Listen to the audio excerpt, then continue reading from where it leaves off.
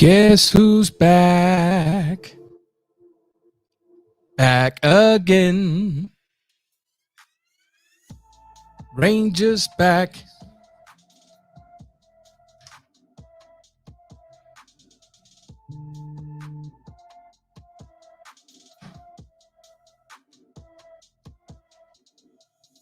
What's going on, ladies and gentlemen? Be with you in just a minute.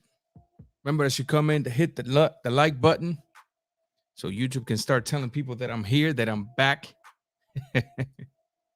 What is going on, my people? Raw Boxing TV here. It's Ranger. Once again, we are back. I've been missing for a minute, y'all. There's a very good reason behind it. As always, the faithful tea, sometimes the faithful coffee. I want to appreciate those of you that are here with me. Let's just wait a few seconds to see if YouTube starts letting people know that your boy's here. In the meantime, let me go ahead and send a shout out to those that are here with me right now. Jesus Emmett, what's going on, my brother? Thank you for being here. Tony Boswell, as always, the support is there, my brothers. Thank you so much for tuning in to watch this video. Mr. Transcendent Sports Channel, Guido in the house. What's going on, my brother? Isaiah, what's up, man? Thank you for being here. We are back, ladies and gentlemen. Like I said, there's a very good reason as to my absence. I will go into a little bit of details, not all, because some of them are private. Nothing illegal or nothing like that. But nevertheless, things that I want to keep it private, and it's none of your business. How's that? I hope every single one of you enjoyed that past card of boxing, man. The boxing Saturday night slapped the hell out of UFC. Saturday night boxing slapped the taste out of the UFC's mouth, and we're gonna go into a little bit of detail as to why I think that is the reason what happened. Wow, my English got a little tongue twisted. The thing is, I'm also working on a Spanish channel, and it's like I'm switching back and forward. And although you might think it's easy for me because I speak both languages pretty easy, or pretty good, pretty decent, I like to think, it isn't that easy. Sometimes you're talking, the tongue gets a little twisted or whatever, and I just get a little twisted. I hope every single one of you that's here, man, has had a blessed time in my absence. Let me just go a little bit into the details, I guess. Everything started for me. Everything started, obviously, in the month of July. As you all know, I'm Cuban, and in my country, after more than 60 years of oppression and socialism and communism, the island finally had enough, and they took to the streets. They took to the streets. We're gonna get into boxing. I'm just giving you my little details as to my absence. They took to the streets in protesting their freedom, and a lot of hideous things happened. You know, armed nation, because there is no Second Amendment in Cuba. Well, the government opened fire and started arresting and killing a bunch of the unarmed citizens, and all that started taking a little bit of a toll on me. Aside from a lot of things going on in the YTBC, not in the sport of boxing so much as in the YTBC, that just did not inspire me to do videos. When you put all of those things together, I just wasn't inspired enough to do videos. Regardless of how good of a fight was going on TV, I just wasn't inspired. And I'm not saying so much as this is boxing fault. I'm not saying so much as the YTBC has to conform to me. I think that I just have to find a way to ignore certain aspects of the YTBC, because these are things that are not in my control. These are people that are not in front of me. Therefore, I can't deal with them, or I can't talk to them. So it is on me to find a way to present boxing in a different way without having to add to the things I don't like in boxing. And if I can find that way, if I can fine tune that way, if I can find that avenue on how to present my content without without the infection that sometimes is promoted in the YTBC, then I think I'll be all right. And that's why I didn't close the channel or nothing, because I knew I wasn't gonna just leave forever. I wasn't gonna take another 6-year break. It was up to me to figure out a way to navigate the YTBC waves, without being involved too much in in what's going on. And so, um, yeah, I just took a little bit of an absence. I had to really clear my mind. I had to find a little inspiration. My wife kept telling me, look, you've put a lot of work into this channel. You can't let your subscribers down. You got to let them know you're still around. And I just had to find that the fire, the push starter, the kickstarter to bring me back. And honestly, now it's up to me to again find a way to present my content in a much better way. Aside from the fact that you all know how tough and different my schedule is from anybody. When most of you guys are sleeping, I'm traveling, and most of the times I'm home and I go to the gym, and then I have to be a father, and then I have to be a husband, and then I have to rest. And so my time is very tough, very limited to sit down and do long live streams. So I think what I'm going to do is separate one live stream a week, and then just post normal upload videos that I can just record on my time wherever I'm at, and then just schedule them and have the system upload them, as they go. But yeah, man, let's let's try this, man. I'm gonna need y'all's help, of course. Hit that thumbs up as you enter. You see my social media, no Twitter. I didn't close down my Twitter. I did change the name because I linked it to my Spanish channel, which there I cover for the most part football, soccer, the European League, that's my actual true love, next to boxing. My true passion is found there. Major Key in the building. Thank you for being here, my brother. So I'm not gonna link my Twitter anymore here, but you do see my social media there.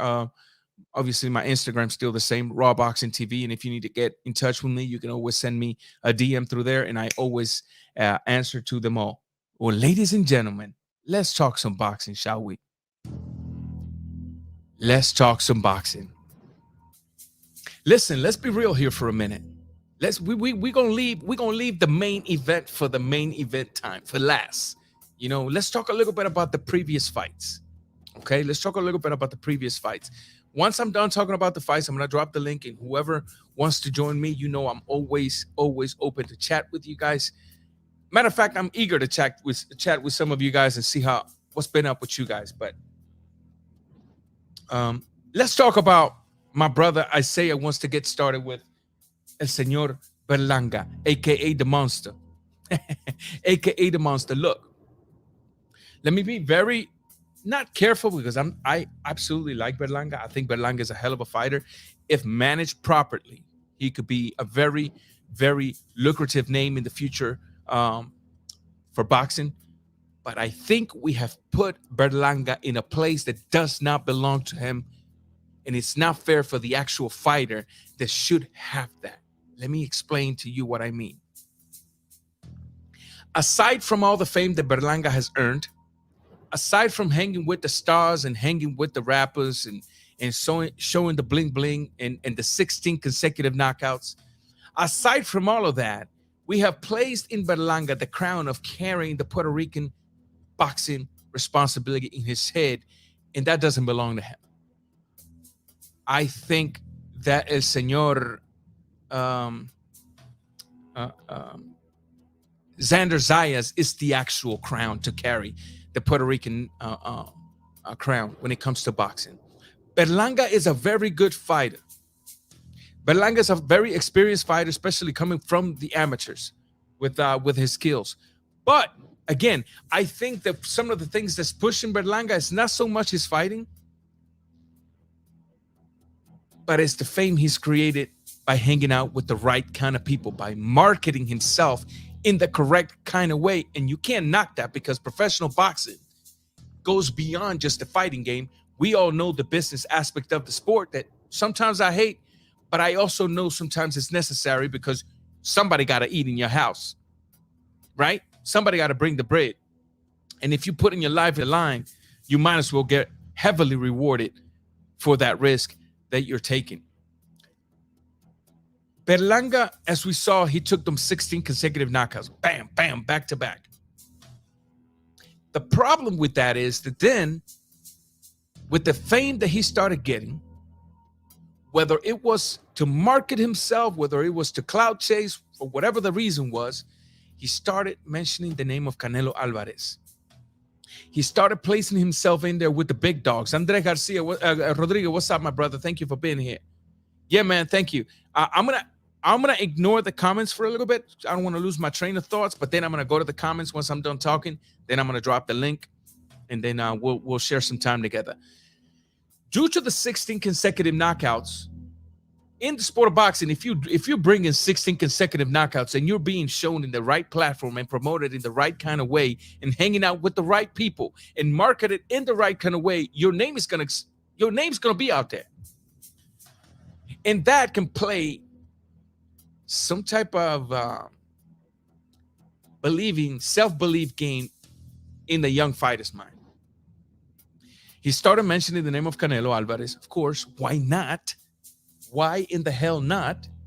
Why wouldn't you think that you can beat Canelo Alvarez, right? As a fighter, if you're already in the game and you're like, damn, I can't beat that dude. I'm not even like, if I get in there, he gonna kill me. If that's your train of thought, go on and hang the gloves and say goodbye, because eventually that mind that you have is definitely gonna betray you. But the problem is when the fans start believing the hype. That's where I'm going to take a little issue, right? When the fans start believing the hype, and then you got YouTubers that want to bring your clout to the ground. So when you fall, you don't fall from great distances. So the impact is not that hard. Then y'all start calling us names, which is somewhat fine, as long as y'all keep it a bit respectful, right? We always said Berlanga is not ready for Canelo Alvarez. I've been the one to tell you guys, Berlanga is not ready for Benavidez, and Berlanga is certainly not ready for David Morrell Jr. Now, I know, and it would be fair if some of you were to say, oh, you're just saying that because David's Cuban and you are too. No. I'm saying that because I have seen the skill level. I have seen how they both display in there, and I've seen the level of competition. I've seen the level of competition in their professional career. Let's remember, David Morrell was thrown to the fire immediately. This kid was fighting an undefeated fighter with 20 victories in his second professional fight, or his third. He beat him. This kid became a WBA champion within 4 fights. He fought Casares his last time, didn't even last him around. Now you say, well, that's not impressive. Well, is David Berlanga's career opponents impressive? No, that's the only reason I'm saying Berlanga right now is just not ready. They need to keep working with him, because guess what? After he stopped getting the knockouts, although he won them fights, we saw him exploring a new era and giving himself bad credit. Oh, I consider myself having a beat. No. That's not the mentality you want to have. The mentality you want to have is now you have upped your level in competition. Now you have tougher opposition, and you may not get the knockouts, but you keep working forward. You keep working forward. A lot of people thought that when he was going to fight this Argentinian guy, Caceres, I think is his last name, they thought this Argentinian dude was coming for just a paycheck. Dude ain't coming for no paycheck. These Argentinians are tough. They hungry. And that was an experienced dog with over 30 professional fights. And you saw the experience in that man, that the fight wasn't that landslide. The fight was a very tough learning fight for Edgar Berlanga. I like the way Edgar Berlanga was mixing it up throughout the fight, throughout some rounds sporadically. He would work that body first, then take it upstairs, trying to set the guy for the overhand right consistently, but the guy knew what he was being set up for. Experienced dogs. That's an experienced dog. right? I don't think Berlanga is just overhyped. I think Berlanga is being overhyped, but I don't think he is as a boxer. I think he's a growing boxer. And as a growing boxer, we need to allow him to grow. And if his management, his handlers, his promoters don't take it a step at a time, they're going to destroy this kid's career. This is going to be another Fernando Vargas who fought the top dogs when he shouldn't have, he should have never fought them because he wasn't ready just yet. And then you saw what the career held for Fernando Vargas. We don't want to see that. We don't want to see that with Berlanga. He tasted a canvas last night. In the floor, he was touching that. Y'all seen that, right? Y'all seen that. Learning experiences. Learning experiences. Is this man ready for Canelo Alvarez? I think Canelo Alvarez would completely end this kid's career at this point if they were to fight. Yes, it's good that we listen to the hype. Yes, it's good that we hear them calling out cloud chasing these big names. Yes, it's good. It adds a certain aspect of excitement to the game. But we should always keep reality in the back of our heads. So when reality takes over, we don't feel disappointed. You get what I'm saying? You should always keep reality as the foundation in the back of your head. So when reality takes over, you don't get disappointed. Berlanga from now on really needs to keep that eagerness that he always carried looking for the knockout. And he needs to learn how to control that. Sometimes he takes unnecessary punches because he's looking for the knockout. I think if he can sit on his punches a little more, if he can relax that upper body, if he can relax those shoulders, if he can give me a little more upper body movements, if he can short step his steps in and out, side to side, work the body as he was doing, and be a little more defensive minded, the power is there. You don't have to look for the knockouts. Let that son of a gun come to you, and you're gonna find him. You're gonna find him. But it's all a learning experience for Berlanga at this point. Again, with all the respect, Puerto Rican boxing, in my opinion, is not to be put on Berlanga's back. In my opinion, Mr. Xander Sayas is the Puerto Rican killer, the killer from Puerto Rico. Lil Xander Sayas is the face of Puerto Rican boxing. Berlanga just has more fame. But my brother, Xander Sayas, has the skills to pay all kinds of bills when it comes to Puerto Rican boxing. And so with that being said, I think Berlanga from now on just needs to keep on working in his career, of course. Try to control your eagerness. Control the way that you approach your opponent. Never underestimate your opponent. From now on, every opponent is going to be a tougher test, as it has been for the past 2 or 3 fights. Every opponent is going to be a tougher test. The question we have to ascertain is, if in a year from now, this kid is to be put in there with a David Morrell Jr. or a Benavidez, would he be able to handle what's coming to him? That's what we need to be worried about. No. We don't need to be calling people's name just because they're telling you the truth about a fighter that I personally like. I personally think is good for the sport. I personally think Edgar Berlanga, again, as I said at the beginning of my statement, if managed correctly, taken through the correct and necessary steps, I think he will be a very lucrative fighter in the sport, very exciting fighter in the sport, and another champion added to the record books of Puerto Rican boxing. But let's go ahead and have fun with him calling Canelo out. But keep in the back of your head, again, as a foundation, the reality. The reality is that he's not ready for Canelo. And why should you keep that reality as a foundation? So when reality takes over, you don't feel that disappointed. Moving on to the other fight that I took a bit of interest is my boy Frank Sanchez from my hometown, born 1 block away from my house. Excellent guy, very humble, versus Jogbe. HLD in the building. What's up, my brother? Look, let me take the tea too. The brother Frank Sanchez in the heavyweight division may not have a style that is to everybody's liking. He is a fighter that's being managed in the correct way. Chad Peders, what's going on, my brother? Thank you, man. Thank you. He's a fighter that's being managed in the correct way. He's a fighter that, in my opinion, still has a lot to grow.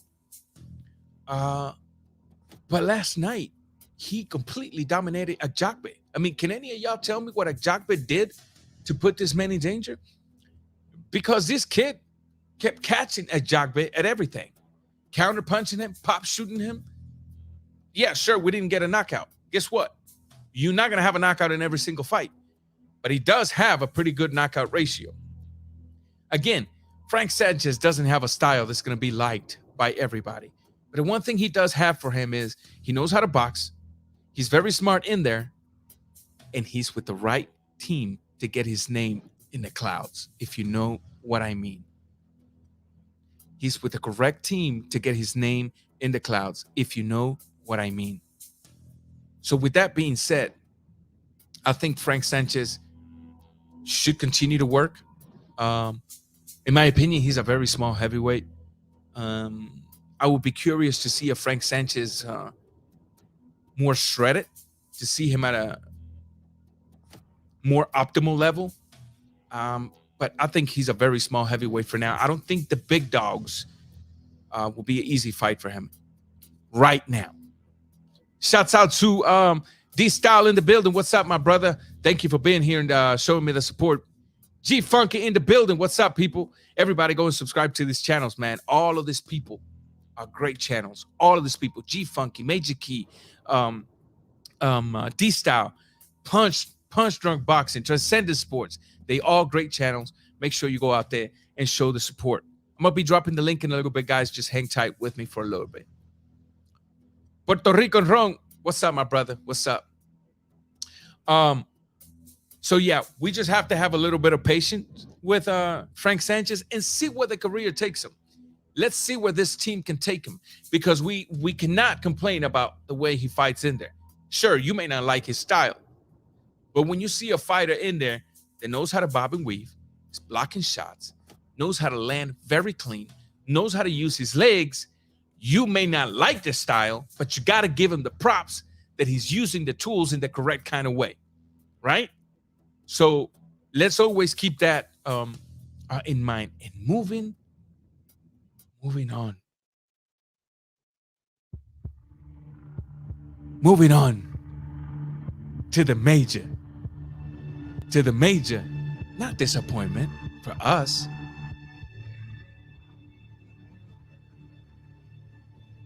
There's a lot of people right now taking antidepressants. I could picture them crying in the cars in the work spot, at Walmart parking lot. I can picture them asking themselves, why? How? Why? How? I can picture all of that. But this is the very thing. What happened last night is just the very thing we warned you guys about. And look, out of respect for boxing, I'm going to leave that maybe for the end of this video or possibly for another live stream. I'm going to try to set up a live stream for Thursday night if possible. And I'm going to try to get some of the big dog channels out here with me so we can discuss the 2 years of disgustingness, the 2 years of lakes of diarrhea that these people spewed out of their mouth when it comes to the false accusations regarding these two fighters. But tonight, we're going to give credit to both fighters. Tonight, we're going to give credit to boxing, because last night, those two fighters delivered, in my humble opinion, one of the greatest heavyweight boxing matches of the last 2 decades. Hell, let's make it 3 decades, in my opinion. Remember to hit the like button as you come in.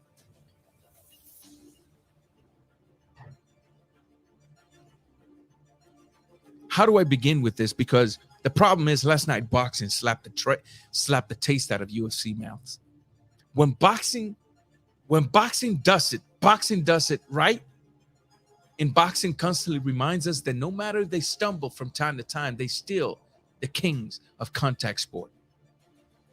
When you got knuckles involved, boxing is still the one with the crown.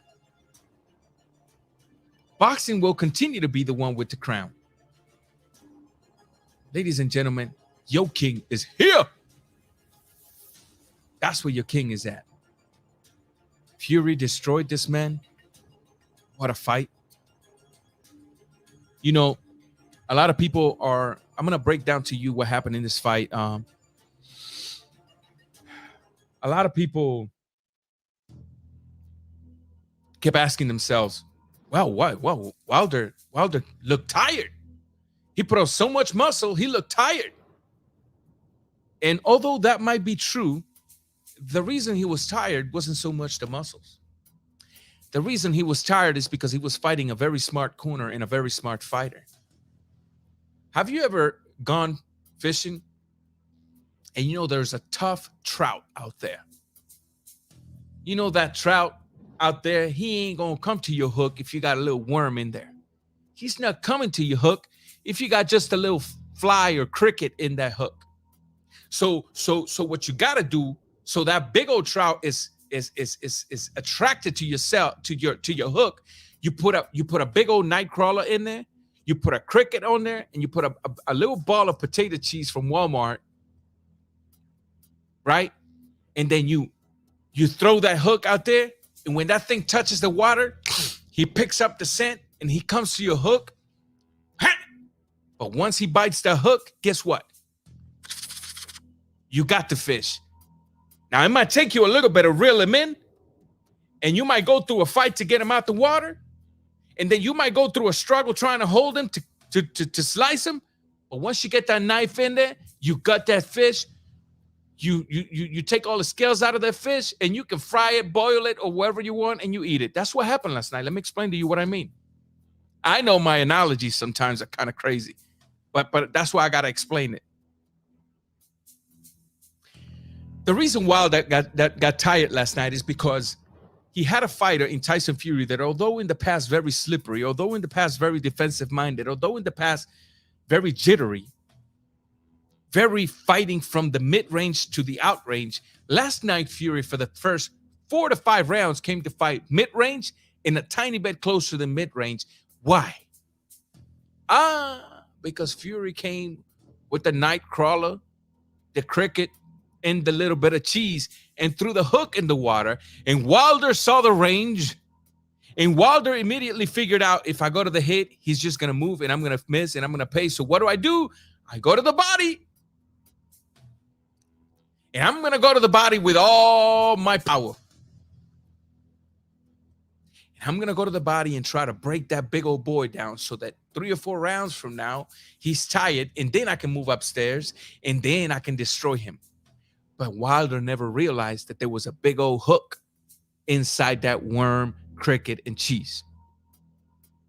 And after the corner had him figured out, after he threw all of his power out, then you had the results of throwing that hook into the water. You had that big old trout in your range. This fight was so good. I got to give credit to Wilder.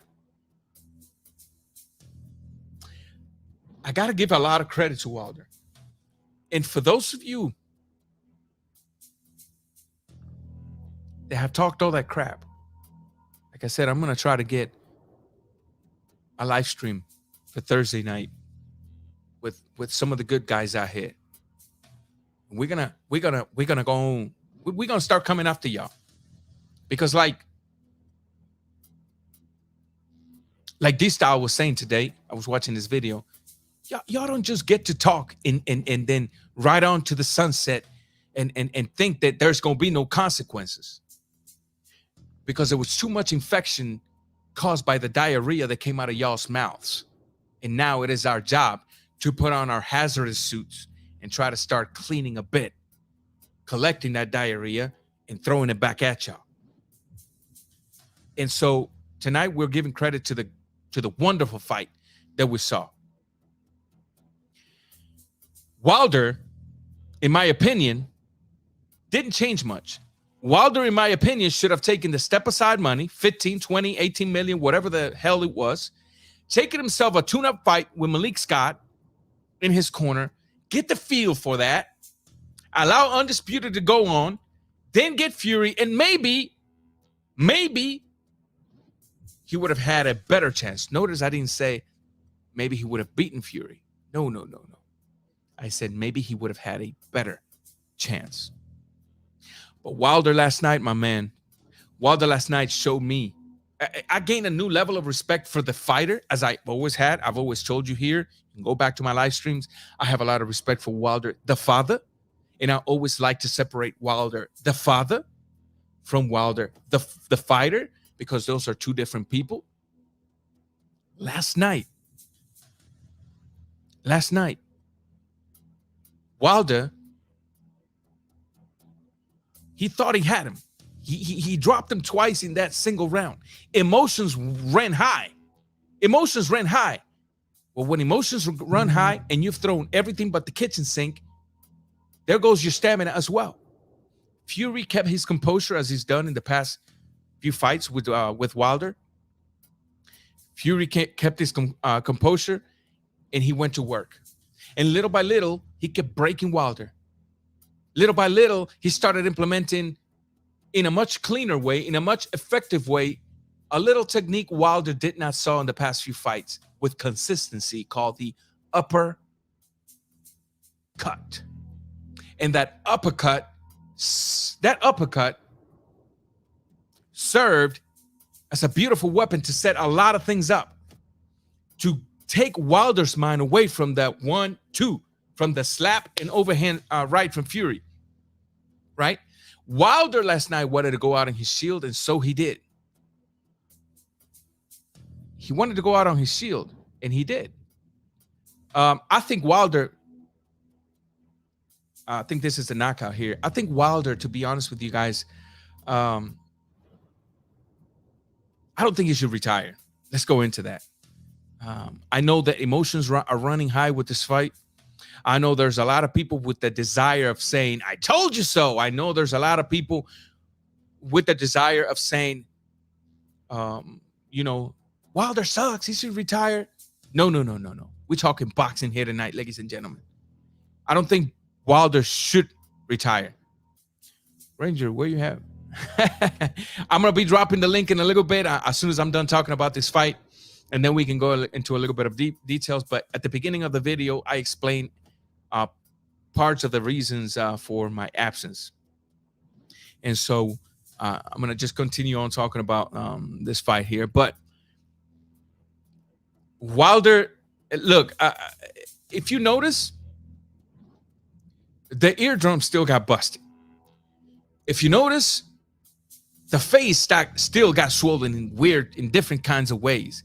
If you notice, with the exceptions of the two knockdowns, the fight was pretty much, exception of the two knockouts and the finish, the fight was pretty much the same as the second one. Yeah, to me, the fight was a little more even all the way up to that 6th, 7th round. To me, after the 7th round, it started to be a Fury show. And to be quite honest with you, after the 8th round, it was kind of sad to see the fight, because I kept seeing a world-class heavyweight being diminished by the heavyweight, by the amounts of punishment he was taking from Tyson Fury. At that point, it was just a show. And even though he was hurt and out on his feet, so pretty much without even any type of stamina left, he caught Fury with a few rights, and Fury felt him. See, that's the danger of this man. That's why you could never count Wilder out. And last night, like I said, he gained a little bit more respect in my eye because he showed a lot of courage. He kept fighting. He kept wanting it. He kept fighting. He kept wanting it, but he had a better man. He had a better corner against him that night. Excuse me. That's what happens when y'all get old, y'all. you start drinking tea and everything. You move from Cokes to tea and coffees. But you had a fighter in there that, in my opinion, although he showed courage, although he came with that mentality of I'm still a king, although he came with all of that in his head, it wasn't enough to beat the better man in Tyson Fury. And for those of you that still think Wilder is the king, no, ladies and gentlemen, your king is here till this day. Till this day. I definitely think that Tyson Fury now needs to take a little rest. Stay busy though. To fight mental health, you got to stay busy. Put on that 1 hour every single day, either running or in the gym. Stay busy. Not full on blown training, but stay busy in the gym. Surround yourself with the people you love. Lots of praying. Keep yourself entertained with other ideas, right? And I think that the Fury should fight his mandatory in Dillian White. I think Fury should fight his mandatory. A lot of people right now are like, well, because that's the thing. Some of these channels that hated Fury now, some of them want to act like they're his fans. Well, we knew Fury was just the better man, and congratulations to Fury. And we still believe in Deontay, and nobody will ever change our mind as far as Glovegate. Well, no, we don't have to change your mind, because guess what? There's people out there today that live their life believing something that they know is not true, but they still die for it. Well, not die for it, but they still go around fighting other people talking about it's true. I don't want to get into too much details just yet. But Fury was the better man, in my opinion. And ladies and gentlemen, let me go ahead and drop this link here for some of you that wants to join, and we can get a little bit into discussing the fight. Fury was the better man. He kept applying the precise shots on this man. He kept doing the work in a responsible manner. It got to the point where his trainer got a little tired. He noticed what was going on, and he said, man, look, just go on out there and destroy this fool. This is where the big dogs win. Go on out there and knock this dude out. And the 1-2s was just disgusting. The 1-2s were just disgusting. The slapping hook to set, and then with the overhand, disgusting. The damage was being accumulated in this man's face to a level that all of those that said, Major keep boxing in the building, up to a level that all of those that wanted him to go out on his shield had him go out on his shield. And that is very sad, because these people have never actually cared for Deontay Wilder in any way, shape, or form. What is going on, my brothers? How you doing? What's going on, Ranger? How you been? Oh man, we've been Dímelo, Ranger. Guido. Oh, welcome back, my brother. Mucho tiempo, man. How you been, brother? No? We're good, man. We're good. Good to see you back. Good to see you Hey, back, bro. man. What's up, Glenn? You good? Chilling. What's going on, Guido? Can y'all hear me good? Y'all hear me good? Let me know if y'all Yeah, hear I me. can hear you. So Major right, Key, right. let me get your intake on Berlanga. I said earlier in my video, I don't think Berlanga is the representative of Puerto Rican boxing. In my opinion, Xander Zayas is the killer. But Berlanga is, of course, a very good Puerto Rican fighter, just not, in my opinion, when it comes to skills and skills alone. In my opinion, Xander Zayas has the upper hand on that. First and foremost, let me say that the Zone had a great card yesterday, and the late night card was dope as well. You know what I'm saying? They were both great cards. You know what I'm saying? I was very impressed with the Zone card as well, even though they were mostly European fighters. Very interesting fights, very competitive, great fights, a couple of upsets, and things of that nature. When it goes to the specific question that you asked him, Berlanga, I've been saying for a minute that he's not going to be ready for a couple years. You know what I mean?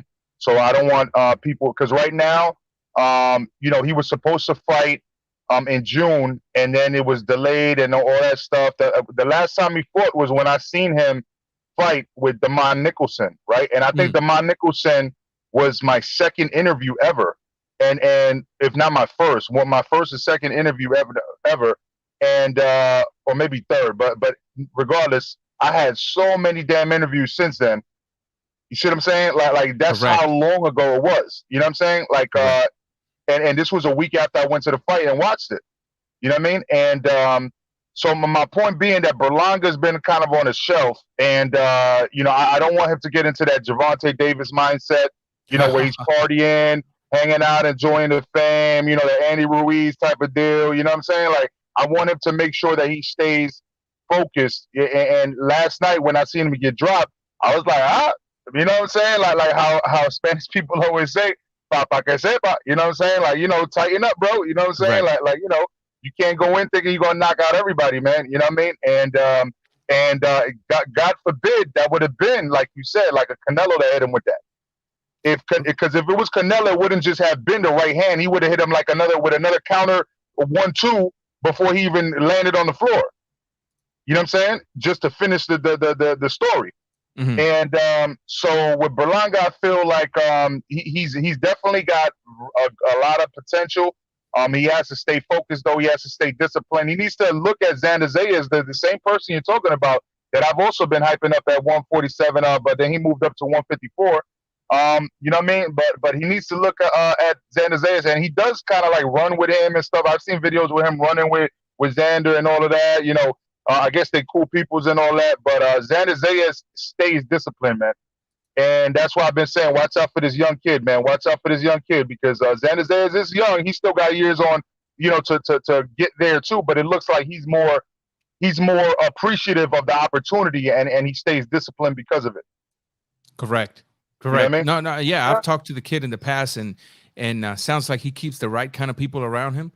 And that's what you need in boxing, man. Unfortunately, we Latinos, especially Caribbeans, we get so easily distracted in the party world, in the glamorous world. You know what I mean? Se no entra el sazoncito. You know what I mean? And next thing you know, we're not being disciplined. We're not being disciplined. Chat Peders in the building. HLD, what is going on, my people? ¿Cómo estamos, Ranger? Dios te bendiga, bro. Igualmente, minute, man. Gracias, brother. We're good. Chad, what's up, brother? Chad, you there? Oh, you got that Taco Bell internet, bro? Yo, bro, Ranger, I want to say this real quick. Man, Berlanga has a lot of work to do, man. He really does, man. He needs to move his head more. You know what I'm saying? Stop being too greedy with your power. You know what I'm saying? Yeah. Focus on the body. You know what I mean? Look, I don't want this to come across as I don't want people to think that Berlanga all of a sudden, oh, he's bad. No. Hey, listen, many greats got dropped. Tito Trinidad, how many times Tito Trinidad got dropped? Oscar De La Hoya. But let's focus Trinidad, because Trinidad was the face of Puerto Rican boxing. So my whole thing with Berlanga is I just don't want the hype of and the glamorous life he's living to put him away mentally and psychologically from the thought of having to be a slave to the gym on the daily basis. You know, you see what I'm saying? I want him to stay consistent in his career. And I want him to take the necessary steps and the correct steps to have a good boxing career, because now, you may have the $200,000 chains, paying the $200 haircuts, which that's stupid in my opinion, but hey, you got it. You want to blow it. That's your money. Do whatever you want with it.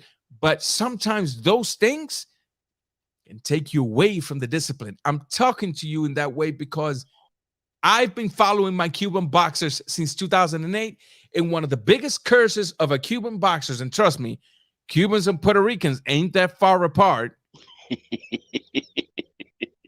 Nos gusta los dos la fiesta. We like partying. We like salsa. La comida está buenísima. You see what I'm saying?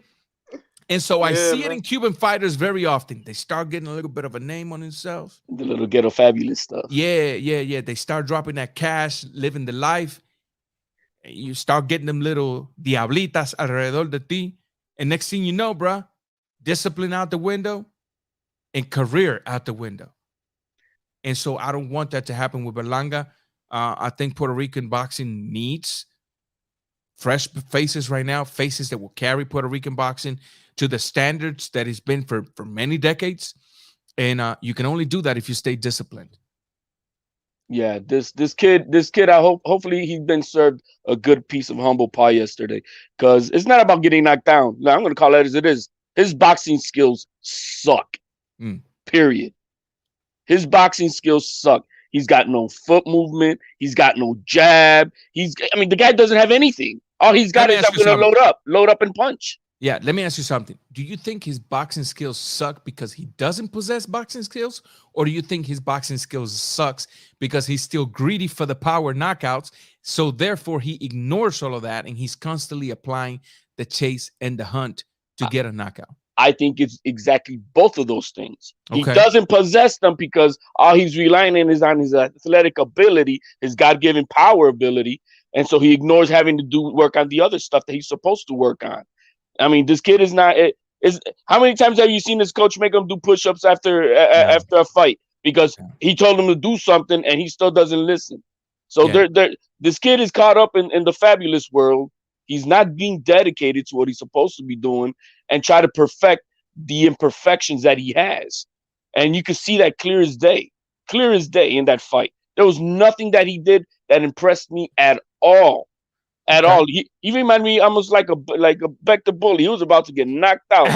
yeah. Rosado with more skills, almost knocked him out. Yeah, by the way, guys, although that I was absent from the YTBC,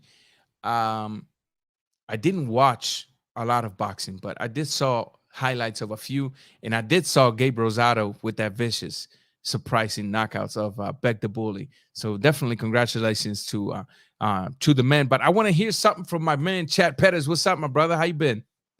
What up, Ranger? How you doing, man? We're here, man. Get a little older, but we're here. Hey, man. I feel you, bro. Bro, that fight was fantastic. Yeah. My gosh. I was watching it real time, and man, I can't think of a fight that was better than that one last night. The undercard was kind of whack, and I was hoping that the main event would live up to what I hoped it would be. Sure as hell did, man. Gosh, I mean, I'll touch on the undercard a little bit. Yeah, man. I mean, we had a bunch of prospect fights. It seemed like last night. A lot of new. I mean, I like that they were all heavyweights. Yeah, I like that push a little bit, but it's just there's not a lot of heavyweights out there with records right now, and I mean, it just was a little lackluster, except for the what is it, Konowski, yeah. Bro, that guy was piecing Kanowski up. I can't remember his name. Hellenius. Heleni.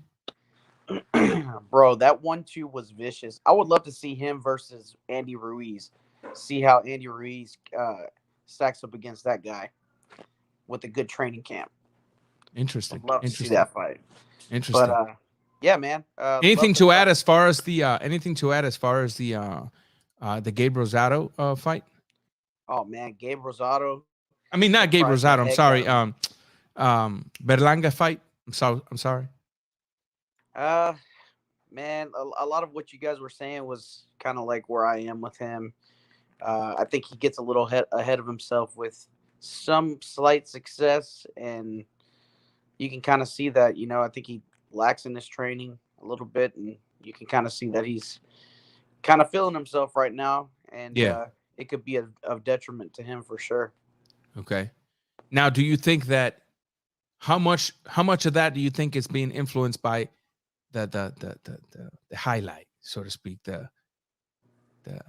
I'm the AKA the monster? Well, how much of that do you think is? Oh yeah, he's buying into his own hype for sure. It's kind of what like Deontay did a little bit. I mean, think about it. Like Deontay really didn't fight anybody up until Luis Ortiz, in my opinion.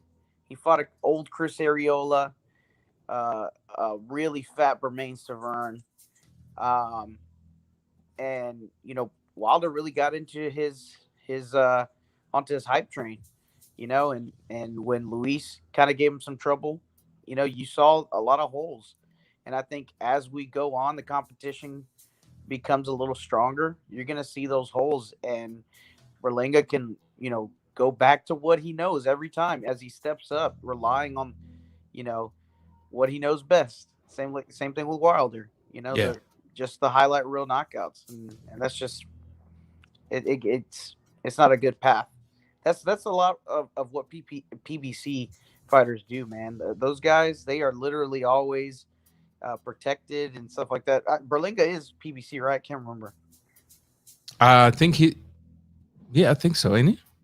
No, is he? I can't remember, to be honest with you.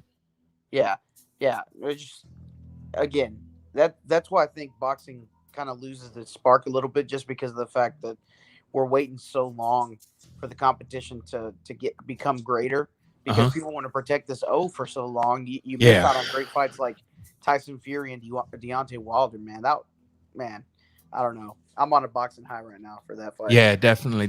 I think this comment here for Puerto Rico and Rome is I guess it's more suitable for HLD. It says, I disagree. Berlanga has a very good jab when he wants to throw it.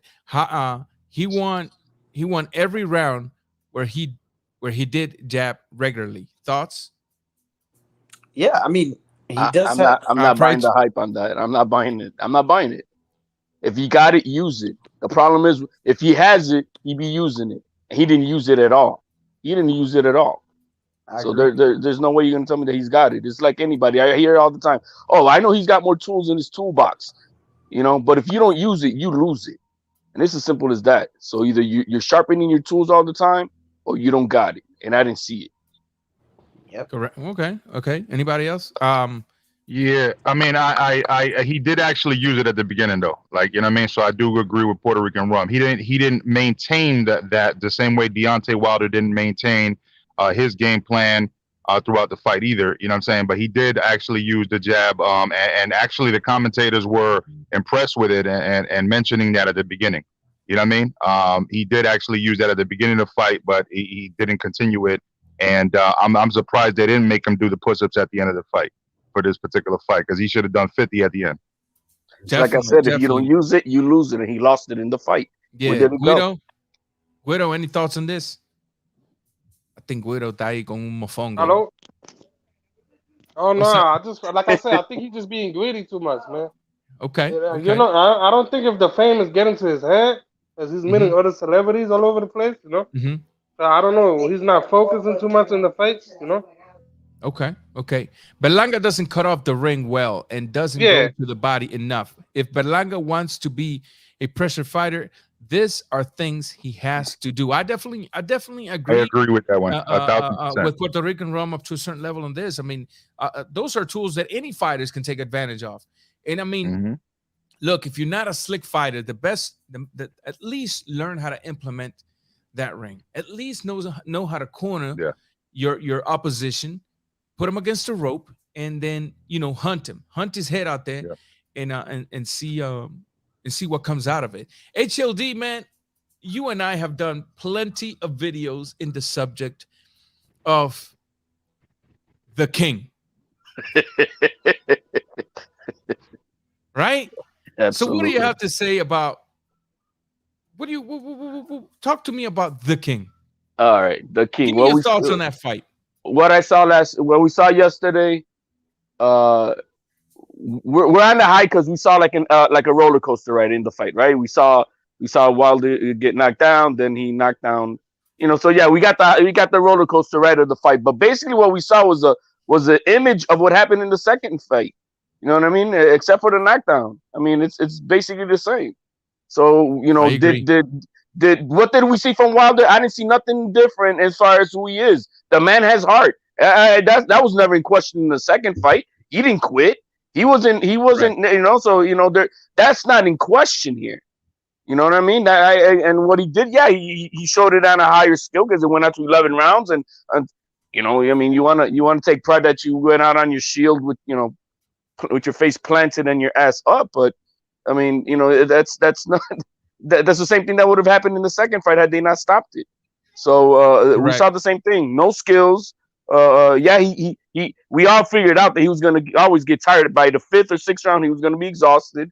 He's going to start well, maybe implement what he's got, but once he gets smacked in the head, he's going to forget what he learned and revert to who he is. We saw that again. He got tired. He got blasted. End of story. So yeah, did he earn more respect? Yeah, right. I mean, the guy's got heart. He proved it at a higher level in a fight that they showed that he's willing to take it all in the ring. But I think I always knew that. What he earned in his respect in that moment, he lost it at the end of the fight. All the warrior respect that he earned, he lost it the moment he rejected the sportsmanship. So not only did Wilder, not only did Fury walk out again as the best man boxer in the game, but he also walked out as the better man. And Wilder left the ring like a chump. You know, at first I was like, you know, I kind of understand why he didn't wanted to shake hand and bury the hatches. You know, emotions are running high, yada yada yada. But then thinking about it, I'm like, wait a minute. He was sitting down, he was talking. Fury goes up to him, right? And he is conscious enough to look at Fury and say, "No, I don't want to shake your hand." So that's when I'm like, oh well, you know what? Yeah. I mean, it was the moment to heal this community. He needed to take. He's the king, and so he's just leading all these other people to stay on the same BS that we've been doing for 18 months, and he gets no pass. All the greats have been through wars, and they've lost, and they still what? They hug it out. You know, they apologize. Yo, man, this was gamemanship. Everything I was saying, you know, I'm sorry, whatever. You know, and that's that, man. Keep it going. But what he did is he's keeping these locals here on this community that's been following him with the open door. Keep on doing the same BS that they've been doing for the past 18 months or so. That's sad. Yeah. Chad Peders, your thoughts on? Well, you gave me your thoughts on that. Major Key, your thoughts on the main event, man. I mean, like from the nitty gritty. Tell me your actual thoughts. Your emotions. Did you feel relieved after the results of the fight? I did, man. And I was saying it before the fight, man. I said the bad part about this is that I actually want him to get knocked out just so that all this bullshit can die, bro. You know what I'm saying? Yeah. And it's because he actually, you know, engaged that. He actually, like, you know, gave that shit a stamp of approval and credited that shit. You know what I'm saying? So since he did that, even though I was one of the first people to be hyping him up as far as my circle, and you know what I mean, like as far as people that I was telling who to watch for boxing, you know what I mean. I remember when him and Lucas Matisse, you know what I'm saying, we're both undefeated with mostly knockouts. You know what I'm saying? And I was telling people, yo, watch out for these guys over here. You know what I'm saying? Like, you know, and it was crazy. And so with this particular fight, I just didn't believe the hype of, he's with Malik Scott, this and this and that. I was thinking in my head, look, man, at the end of the day, there's no proof to me to think different right now that he's going to come out and do something different. You know what I mean? Like, basically the ammo was, if Tyson Fury doesn't have egg weights, if he doesn't have illegal gloves, if he doesn't get you know what I'm saying, like this and this and that, if you know, Wilder doesn't come in with a heavy suit, if Mark Breland is not there to spike his water, like all these reasons why that all of a sudden now Wilder was gonna fucking win. And I didn't see that. I didn't see any proof for that. You know what I mean? I heard it. I heard all the bullshit, but it was all banter to me. You know what I'm saying? Like, I didn't believe it. You know what I mean? Nice. So I wasn't surprised that it happened, because here's the thing. You know, when people, for me, he is the number one heavyweight in the world. Now, when you said something, I think at the beginning where Usyk is the pound for pound, right? But the Tyson Fury is the best heavyweight. And okay, like, you know, I got Usyk second. Still got Canelos first, but that's debatable. You know what I'm saying? But as far as heavyweights, I have Usyk as the most skilled. But the thing is that Fury will beat him only because Fury is also skilled. Not as skilled, but Fury has mastered his weight. He's mastered his dimensions. He already knows how to use his weight. That's why when people were thinking that he was smothering his own punches, he wasn't smothering his own punches. He was smothering Deontay Wilder's punches. He was closing the distance so that Deontay Wilder wouldn't have that effect at the end of his punch. You know what I mean? That's what he kept doing. He kept leaning on him. He kept doing this. You know, and Wilder had gained 20 pounds. So not only did he have to deal with that own 20 pounds that he gained, just like that's like half of the weight that he gained when he wore the 40-pound suit. You see what I'm saying? Yeah. So he just did it at 50% this time, and it just lasted a little longer, but it was still the same outcome. Definitely. You know? Definitely. So I want to touch on this right here, this part of the video right here, because I hear a lot of the usual suspects making excuses as to the man got knocked out because he had no stamina. No, my mans. I want y'all to look at this video, and I want y'all to look at how numb, how limp, not numb, but limp the body is as he touches the canvas. I want you to see how Mr. Mora, the referee, should earn a gold medal for this by holding Deontay Wilder, preventing his head from bouncing from the canvas, because most damage happens when that head bounces off the canvas. This man was limp. It wasn't just exhaustion. He got caught the right way. And I want y'all to take a look at this all over again, because I'm tired of hearing people, well, he got knocked out because he got tired. No. He got knocked out because he got knocked out. He got knocked out because he got hit where how he need. Look. Take a look at this. Take a look at this. Watch this. That's worse than my mama slapping me when I was 15. Look at that. He needs some milk on that. You see what I'm saying? Now watch the body. Look at the body. A very muscular guy. Look at the body. It's like somebody took the soul out of his body and now he's just an object. He's a rubber man just dropping to the ground. You see, look at that. There is no, oh, he was just tired. You see Mora holding his head there, so he doesn't bounce. That man got knocked out because the light switch got put out for a few seconds. That man got rescued. Let me tell you guys one thing I did saw in this fight. I did saw all of the accusations played a major role in the lead up not only to this fight, but during the preparation to the fight, including glove selection. Y'all saw the drama. Right? I want to put my hands together for the commissioner when he said, well, listen, even if you don't like it, that don't mean we're going to change it. That doesn't mean that's not the approved glove. It's going to stay like that, whether you like it or not. You see what I'm saying? I want to put my hands together for the commissioner for saying, really and truly, there's a lot of people here, but we're going to allow it. I want to put my hands together for the commissioner for cutting them gloves and be like, here, you see, look at this. You see what I'm saying? And then you could tell that in the ring, the referee, Mr. Mora, wanted to give Deontay Wilder as much chances as possible to prevent the drama from the second fight. You see what I'm saying? And I'm also glad that the referee was very keen into the knockout, that once he saw that, he was there in distance and in position to hold his head. This people don't. Yeah, go ahead. I want to ask you a question too when you're done with this. I want to move it because some people keep saying in the chat that other channels are already starting to say about the long count, which we know is bullshit too, but you know what I mean? I see you say exactly, bro. It's crazy. It's like they just can't take it, bro. You can't make this shit up, bro. Like, come on, bro. Like, I don't understand. Listen, you look at the body of Tyson Fury. You look at the reaction of Tyson Fury. 1, 2, 3. People want 1, 2. That's not a second. That's not 1, 1,000. 2, 1,000. Is that a slow count?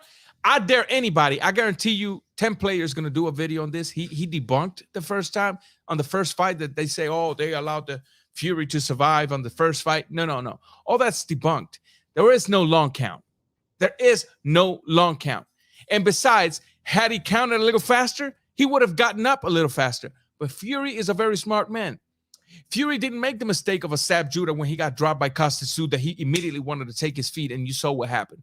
Fury, every time he's been down against this man, he simply just chilled on the ground. I mean, you saw in the first fight when he got dropped that laying on the floor, he went.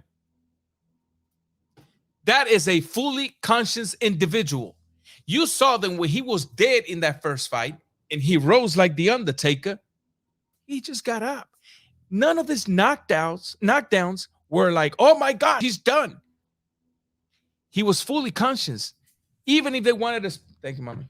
If they wanted to speed up the count, he would have beaten the count. Let's stop it with the excuse. But you know what it is, though, guys? None of these individuals actually care about Deontay Wilder. None. Deontay Wilder has been their lucrative pony. That's it. Their lucrative pony. None of these maggots care about Deontay Wilder. The reason Deontay Wilder has taken the beatings he's taking, specifically in last night's fight, is because Deontay Wilder wanted to go out on his shield. Deontay Wilder is one of the fighters that showed me a lot of courage in the fight, but at the same time, he's a fighter so easily influenced by a bunch of nobodies in YouTube, because Deontay Wilder subscribed to the narrative and added to the narrative and promoted the narrative and believed the narrative, and he lives his life believing the narrative. I gotta die on my shield. Well, last night he almost did, ladies and gentlemen. And if it wasn't for Mora, Deontay Wilder right now would be a little. Deontay Wilder will be a little. I don't want to say it, but I think he would not be fighting. Let's just put it that way. Last night would have been his retirement, in my opinion. And that's why I think, like a lot of these people, they're going to continue to make excuses. And listen, guys, this is not over. Deontay Wilder already he's going to the drawer. He's going to be put away for a while. But these maggots, this cesspool of diarrhea, now they're already trying to identify the next fighter to do the same thing with. Because they have an agenda. Hey, Ranger. Yeah, go I ahead. was going to ask you about that. Who do you think they're going to fight? Who do you think is going to be the next fighter they're going to fight now? We got Jamal Charlo still, you know what I mean? I think for the PBC superstar, you know what I mean? I think your boy Demetrius, and I think your boy Shakur Stevens. I think your boy Tank Davis, David Haney, and Devin Haney. Those are targets. Those are people that they're going to be studying very closely to see what kind of narrative should they build around them. And that's just it. And then they need all these weak individuals like Haney's parents, a father, to keep promoting this stuff. And so, I mean, I don't know, guys. Let them keep thinking that, the referee took too long in the count, and had the referee count a little faster, Fury would have been out. Nobody can guarantee that. No one can guarantee that. El Chido Boxing, what's going on, my brother? ¿Qué onda, Ranger? Welcome back, Vato. Hey, man. Hold on. Rod. Oh, what's up, man? You changed your name, man. What's up? Yeah, changed the handle, dropped the channel and shit. Hey, how's the road treating you, brother? It's all good. Get me paid, bro. So hell yeah. I know the feeling, man. I know the feeling. Good thing you guys are talking about the count and all that stuff, because I was already going to think that. I was going to be asking, because before the narrative comes, do you think there was a good call for the ref just to automatically say he was out? Or is Deontay Wilder going to say, "Oh no, he should have gave me a 10 count. I could have came back." No. I know for myself he was completely out. Should I play the video again? Yeah. It's fun to hell watch. Yeah, brother. It's fun to watch. Yeah. Hold on. Let me see. No, I definitely think that that the referee did an excellent job stopping that fight. And in my opinion, it's going to sound a little radical. Just because I want to protect the fighter, I would have stopped the fight before that. I would have never allowed that Deontay Wilder to take as much punishment as he did, especially in that 9th and 10th round, even though he landed a few good punches. You know what I mean? That career got cut short last night. I thought the same thing. Somebody got some echo on there. I was saying that I think that career got cut way shorter last night with him trying to go out on the shield. I think so, man. I think it was real foolish of Deontay. I mean, he really didn't have an answer for a while. I mean, for a couple of rounds, he was just exhausted. He really had the muscle had held him down. I feel like he was more muscle bound than anything. You know, he had a good attack to the body. I was real surprised at the beginning, and then, I mean, he gassed immediately. Yeah. 4 rounds, and he was really done. And he bit the hook. He got set up. And he bit the hook. And I tell people all the time, boxing goes beyond just the physical abilities. There's a mental game behind boxing. Let me put this video so A-Rod, Chido Boxing, aka Chido Boxing, can see it. And let me show you why A-Rod, in my opinion, when you look at that body drop, it was the correct call to immediately rule him Just out. wave it off.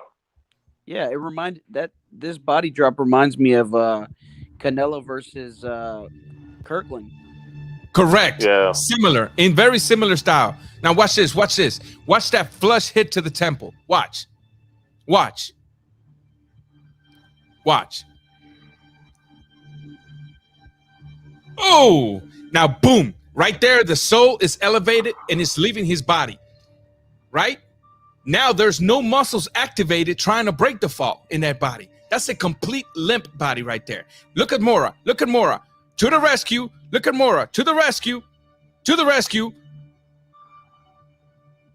To the rescue. You seen that head? That head was gonna hit. That head was gonna definitely bounce off the canvas. So when I tell people, listen, man, I don't want to hear nothing about the man was tired and therefore that's why he got knocked out.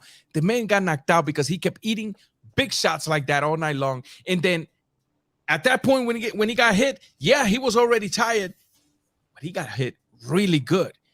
And he didn't get up, not because he was tired. He didn't get up because he was out. So when the referee waved him out, hey, put your hands together because Deontay Wilder might have a chance of having another fight in his professional boxing career. And I want to move on to a subject unless anybody else has anything to add. I think what you were just making sure and making clear is that there's a separation. He was exhausted, which is why he was not able to fight back and put back on his pressure. But he got knocked out because he took a nice right hand, and that was it. You could see it. You could see it in the punches that he was trying to throw at Fury. They were just like up in the air, hitting air. You know what I mean? Yeah, they were like sloppy. smacks. They were really sloppy. Like he didn't have no energy no more. And like I was saying, it's not that he was tired. It's just his body took too much punishment already, and his body just completely shut down. You know what I mean? It can't take no more. Yeah. The rumors are that Malik Scott. Somebody's got their YouTube going at the same time or something. Hey, somebody's got to mute they stuff. The rumors are Malik Scott. How long Malik Scott gonna last? You think Malik Scott gonna get fired over the next few weeks? No, I don't think so. You don't think so? I don't think Wilder's fighting he did again. A good job. I actually think, yeah, me too. I actually think Scott did a good job. It's just look. I can lead a horse to the water, but I can't force him to drink it. Yeah. Yeah, Malik Scott. Malik Scott had the right idea with him jabbing and doing the 1-2 to the body to take his attention off the 1-2 to the top. But again, it's just that Wilder couldn't execute that with gaining that weight throughout a full 12 rounds. He just couldn't do it. You know, that's not what he's used to doing. And so it is what it is. You know what I mean? He fell back in love with that 1-2 again. He stopped going to the body. He stopped doing all his other extra stuff. Yep, he brought Wilder all over again. Mark Young. Let's look at this coming from Mark Young, brother Mark Young. It says, honestly, Wilder was winning after 5 and then got tired. Mark Young, it doesn't matter if he was winning after 5 because the fight went 10 rounds. Now, if you would have told me he was winning at the 10th round and then, I don't know, that the referee waved him out prematurely, then we have a debate. But with all due respect, that is a very irrelevant comment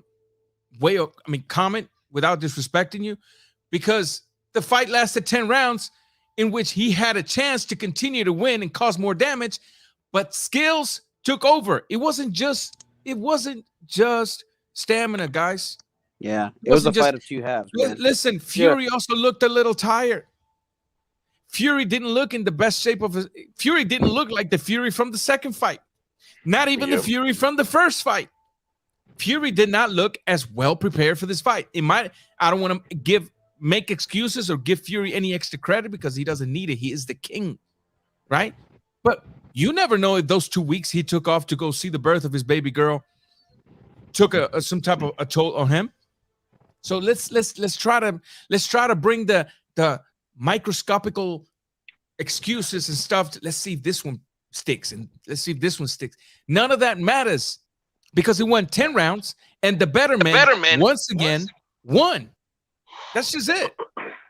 That's just it. G-Funk here says Wilder had nothing on those right hands after round 5. On point in sending out every round to get beat. Yeah, hey, bro, hey, Ranger. One of the things I was saying yesterday when I was on everybody's panel, because I still haven't even done a video about it. I'm gonna do Major Key Money tomorrow, but what's called it? When I was talking on everybody's panel yesterday, I was saying that it reminded me of Dawn of Justice when Batman had blown that smoke, that kryptonite smoke, and then Superman was feeling his punches.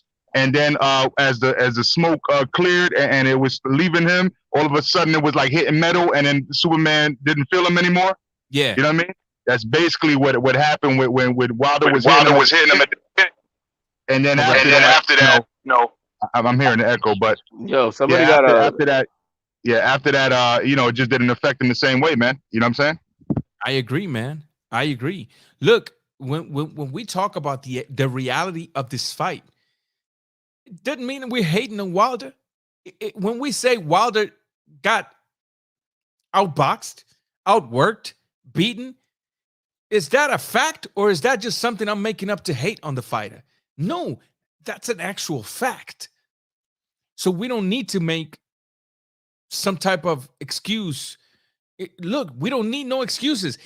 I think any excuse made in defense of Wilder right now is going to diminish the amazing performance and exciting fight that he gave us Saturday night. Because I'm actually giving Wilder credit for being a part of that history, for having the courage to continue on that fight, and therefore allowing that fight to develop into what it was, and therefore giving us the type of fight that they gave us.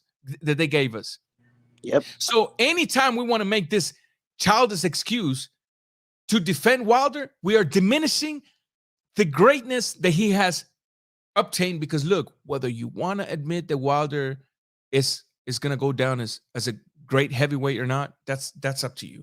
I think based on the numbers, based on the excitement that he offered for the heavyweight, based on the power that we've hardly or ever seen in the heavyweight that he brought, I think he should be remembered in as one of the greats of this era, not of all times, because I don't believe in greatest of all time. I think every fighter is either the greatest or the worst of its era. I mean, I think Fury put it best, to try to compare me to fighters from other era. It's like chasing a unicorn. It doesn't make no sense. We didn't live. We can't fight. Back then, heavyweights weighed 180 pounds. So Wilder, although not one of the great or one of the best ever, but definitely a very good fighter in this era that gave us what he gave us. And every time we hear Glovegate, or every time we hear the ref counted too slow, or every time we hear the water got spiked, or every time we hear the Nevada State Athletic Commission all that is diminishing Wilder's legacy. Wilder's legacy will forever be stained by the Glovegate conspiracy that was never, ever proven. That's so true. Think about that for a second. Anytime one of my kids that are in their teenage years, right? Let's just stop with the whole thing, man. Anthony Brilliant in the building. What's up, man? Hey, I saw your dad shooting some shadow boxing in the ring today on Instagram. I think he was celebrating. Yeah. I think he was celebrating. That's what I put that on my Twitter, man. I think your dad was celebrating, Brilliant. He just didn't want to say it, but I know for a fact. Pops was celebrating the outcome of the fight, and we talked about it last time you was here. So yeah, man. Moving on to another subject, unless Major Key, you had something extra to add before we move on to the other subject. No. I just fell off because I got a phone call, and anybody that knows StreamYard, when you get a phone call, that shit drops your mic level to 0 and shit. So yeah, I just came back in. Facts. Major Key, Chad, anybody else has anything to add before we move on? Well, I mean, we just need to make sure that I don't want to give light to any of the excuses, because I think also the more we even like delve into it, the more back and forth there is. I guess you just got to be smart about it and how we present the back and forth about it, so it doesn't start feeding into it. But the bottom line is the better man won, and that's that. Okay. Anybody else? He got destroyed, plain and simple. No excuses this time. Because everybody was like, oh, he's in shape for the third fight, right? People was bragging about how Wilder was in shape. So, there should be no excuses at all. No? Facts. Yeah, Facts. yeah. I mean, I will say that um, a lot of what you were saying, I really agree with the fact that a lot of these like LDBC guys are really tainting the legacy of Wilder. I know that they're trying to uplift and kind of prop up a black fighter. Really, it just seems that way. Yeah, it yeah, turned I into a agree. black and white thing. But honestly, it's hurting his legacy because he came out with a lot of heart. He may not have come out with a lot of difference in skill, but he did come out with a lot of determination into the ring, Deontay, and it showed. And it really, for a minute there, people were having second thoughts, like, man, maybe Deontay does have it in him to really, win this fight, and he almost did. Yeah. At a point, what was the fourth round or something like that, and knocked down Fury twice. But again, you have a guy who's just as mentally strong in Fury, and it just makes for it made for an excellent fight, man. I just really think and hope that and I went and checked out Ego's stream just to see where he was at, and he was eating a lot of crow. I'll say he was eating a lot of crow. That he was reading even the comments that were hate. So I mean, I'm at least a little happy with that he allowed that and was reading all the bad comments and all the things like that and not blocking, because normally, dude, I've been blocked from that channel for like 5 years, bro. I'm not even lying. And I didn't even say anything negative. Legit, didn't even say it was. I think it was like an accident. And so it just, I mean, he sometimes has good things to say, but a lot of, I mean, as of recent, he's gotten really biased, and it's tough to listen to something like that, But I mean, it was good to kind of see and look at all these channels, and some admitted, but like a guy like Fanon didn't, or whatever his name is. Yeah. He didn't, really. He kind of started making excuses, and I mean, I just hope that in the future it can stop being this black and white thing. I know it probably won't be, especially with the climate out there and political land. Right. It's just kind of annoying, man. It really is. So Star Power and Entertainment here says, regardless of what Wilder believed about the narratives of the LDBC created and earned, he earned my respect as a fighter. Then that man gave us a fight to remember forever. Stop hating. Okay, so obviously you just arrived here, and I don't even think it's worth telling you what I said about Wilder. You were just giving Wilder credit. You missed it. What is wrong with these dudes, bro? They always gotta come with emotional feelings, bro. You were just giving Wilder props, and this dude want to come over here and say that shit. I'm gonna need some pads. Because that has no star power. The real star power is Anthony Breland in the chat, and I know that that's him because he's been over here before, and he's been over the YouTube channels, especially when we was rocking over there trying to like, restore Mark Breland's name. So yeah, man, click on the link, brother. You've spoken to all of us before, man. You know what I'm saying? So hop on, man. You already know that we get down with you, man. You know what? Whoever, Mark Breland, Anthony Breland, or even Star Power Entertainment, if you disagree with what we're saying here, this channel's always been open for a debate. Now, I'm not gonna allow like a racially, guided debate or a disrespectful debate. But you don't agree. You don't have to agree with what we're saying. There's the link. All you got to do is a lot of emotional girls coming in. Explain yourself. You know what I mean? If you want to convince us of thinking differently. And I'm not gonna allow. I'm not gonna allow all of these guys ganging up on you or nothing. No, we don't do that. I mean, it's that simple, guys. If I don't agree with you, I want to talk to you about it. I ain't gotta be mad. Ain't nobody hating here, but moving on to the next subject because I think Ranger, real quick, if I may, real quick. Yeah, go ahead. You know what's funny about this? This is not. It's to me, it's never been a black and white thing. Okay. It's always been a black on black thing within the community who are pushing back. They're the real alpha males, not you beta males. The real alpha males who are pushing back on the bullshit narrative that Deontay Wilder and his minions been pushing. You see, See, this is not been, Hispanics versus blacks or whites versus blacks. No, man. This is about the very own real alpha males from the black community standing up to the bullshit of Deontay Wilder and his minions, his beta males. That's what you guys are, a bunch of beta males, bunch of robots, bunch of programmed robots, and you guys are better than that. Stop being a tool. Stop being a tool and use your brain. Be critical thinkers.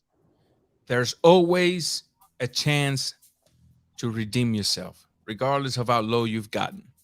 Absolutely. That's it. You always get those kind of people in the chat. I got it a major key. One time I was talking about the Mexican greats of all time, and somebody commented right away, "Oh, why does it gotta be Mexican, bro? Whenever you automatically talk about Mexicano, that's where they first put them. If you say Berlanga, automatically it goes into a Puerto Rican, the best of Puerto Rico or the lowest of Puerto Rico. You know what I mean? That's how you label it first, and then you get into the greatest of all time. You know what I mean? So people try to make it racial by those little comments like that, but I don't phase me. You know what I mean? School of skills, man. The link is there, brother. The link is there. I mean, feel free to come in here and just let us know why we're incorrect. So we're gonna move on to the next subject, guys. But I appreciate you bringing that up, A-Rod, just because you're right, man. Like we try to keep it in perspective. Not we don't get lost just because we don't have egos where somebody says a comment and then boom, we just get lost into that. You know what I mean? Like we already know where we're going with the conversation, and we know that it's a humble place. You know what I mean? For everybody, not for Hispanics or whites or Jamaicans or Africans, whatever. Like, you know what I'm saying? We fans of boxing. This is what we cover is boxing. Facts. You know what I mean?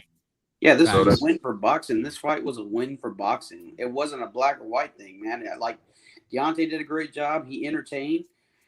Tyson Fury did a great job. He entertained. He could have fought Deontay like he fought Vladimir years back, but he chose to fight the way he fought and engage and give Wilder even a chance and make it entertaining. Whatever the reason is, whether he just wanted to knock out Deontay, it was just entertainment, and it was a win for boxing fans. And I don't think there was a loser, really. There was a loser when it comes to record, but man, Deontay, if you hear the way the commentators were talking, they were saying that this could be the end of his career. I don't think that, but I do think that he's going to have to build himself up strategically again to get to that point, especially with a war that he just had with Fury being knocked out in the fashion that he did. So I don't know, man. It was a good fight though. Well, anyways, moving on to the next subject, guys, because apparently here none of us have any kind of clue, nor have ever been inside of a ring, nor have ever coached or nothing. So since Mr. School of Skills is apparently the most knowledgeable, we'll leave this subject because I think the subject is touching his feelings a little bit, and we'll move on to the other one, which unfortunately for him still involves Mr. Deontay Wilder.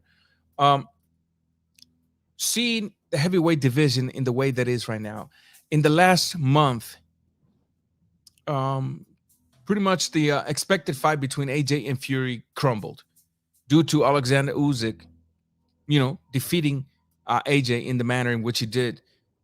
So the question would be, for these two fighters to redeem themselves and place themselves at the very top, right there, top, should AJ and Wilder fight, or should they move on? And thoughts? And I'll start with Guido, then we'll move on to HLD in the same order from top to bottom here. I was just thinking about that yesterday. I said since AJ and Deontay Wilder lost, they should just face each other. Now that I think about it, it's sad because they blew up $100 million fight. They could have really fought each other when they were undefeated. Yeah. But unfortunately, Wilder turned it down. You know what I'm saying? And that was $100 million fight. Easily. And it's just sad to see, But I don't mind to see that fight next. Wilder versus Anthony Joshua. I think right now that would make perfect sense if you ask me. Yeah. And then Tyson Fury versus Usyk. That'd be a great one too. So for undisputed. You know what I mean? Okay, HLD. And I'll be honest, man. I think there's not much left in Wilder's tank emotionally, mentally. I don't think there's much left. He was already talking about retirement. When a fighter talks about retirement, it's game over. I don't think there's much left in the tank as far as purpose and drive after this beatdown. I mean, I don't see it, especially at the age of 36. Other fighters are gonna now know the blueprint of what they got to do to beat this guy. Take him into deep waters and then go at him, and that's what I see. Then we talking about AJ, and what are we questioning about AJ? We're questioning about also his mentality. Yeah, he's got some skills issues too, but there's also a mental aspect that's missing, and he doesn't. He's missing that dog in him. And so I don't know what's left for these two guys except maybe another paycheck. But I don't think there's a drive as to be the best. I don't think there's going to be much of that left. I think, just to offer a counter argument on that, I think that AJ and Wilder are sort of in the same boat when it comes to mentality right now. Both are trying to find themselves. If you look at AJ when he fights, he's very doubtful of himself. It's like he sees a right hand coming and he opens those eyes. He tenses up. He doesn't know how to defend a right hand. I sort of disagree that Deontay Wilder's done. I think Deontay Wilder still knocks out a lot of top heavyweights because let's be real. Oh, he can. I'm not saying that he can't. Yeah. I'm just saying him emotionally, mentally, does he want that? Oh, there's no doubt that he could go out there and have a few more fights. That's not what I'm not saying. He could definitely go out there, but physically, I guess. But emotionally and mentally, is he there? I don't think so. Okay, so let me get this comment from Puerto Rican Ron because it's very interesting. AJ doesn't have the greatest chin in the world. I think Wilder sparks AJ. Let me offer you a counter argument to that, Puerto Rican Ron.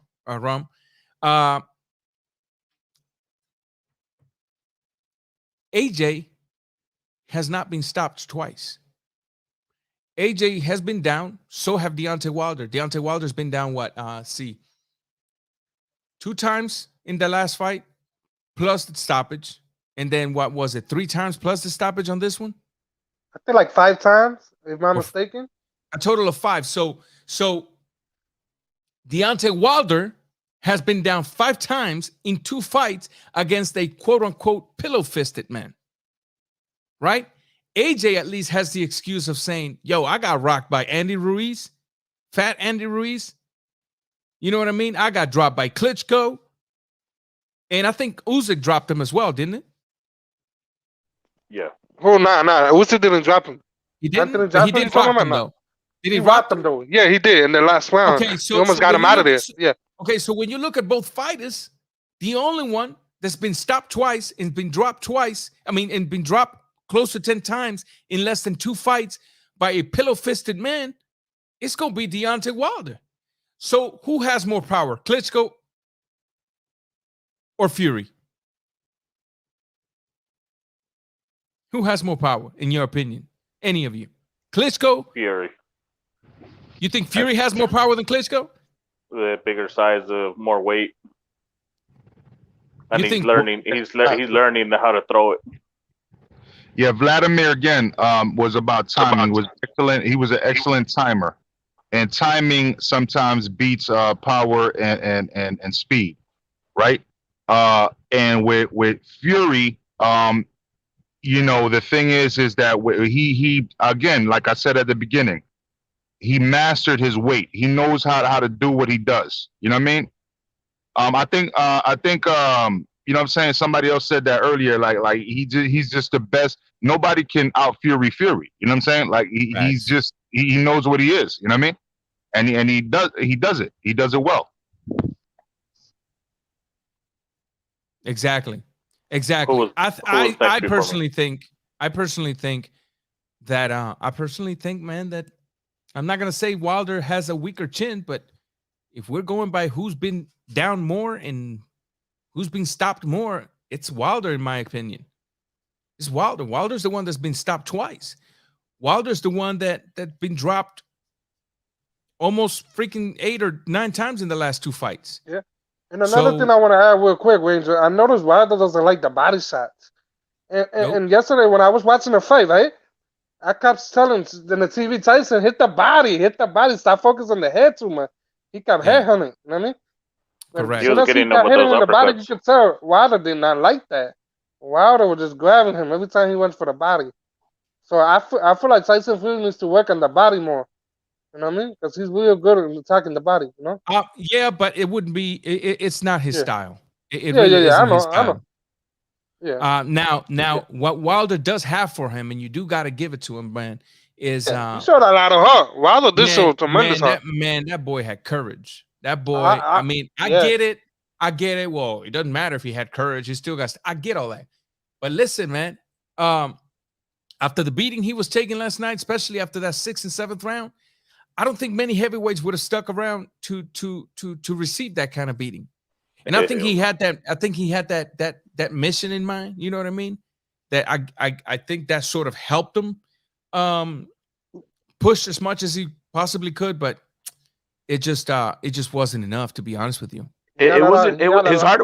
I'm sorry. His heart was not in question here. It was not his warrior thing. That was never in question. Right. So if you think that, I mean, if the narrative is going to be, oh, but he proved he's got heart, to who? We already known that. We already knew it. Yeah. That's not the point. He didn't prove anything different in this fight than he did in the last fight. He didn't quit. Either the referee was about to stop the fight, and the corner just ended up throwing the towel before he stopped it. That was it. Or before he got knocked out. Because I think the same thing was about to happen as in this fight. He was about to get knocked out in the second fight. So, I mean, there's no question about his heart. He's lacking he's lacking at least the skills and the abilities to at least overcome this bigger dog. That I can say. At least this bigger dog, he ain't got his number.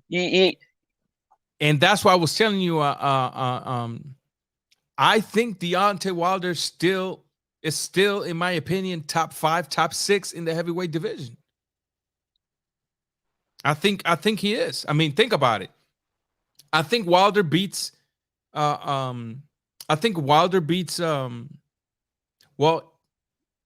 put it top 10, not top 5. We're thinking about it, top 10. But he's still a very serious competitive, never basing it on skills because he lacks that. But he has the eraser.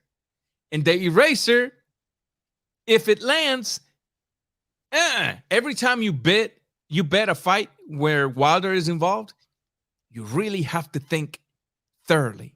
Not because, oh my gosh, Wilder's such a great boxer, but because it doesn't matter who's in front of him. He's able to land flush once or twice, it might be night. Not that many people could take it. I mean, look at 600-year-old Luis Ortiz, my guy from my country.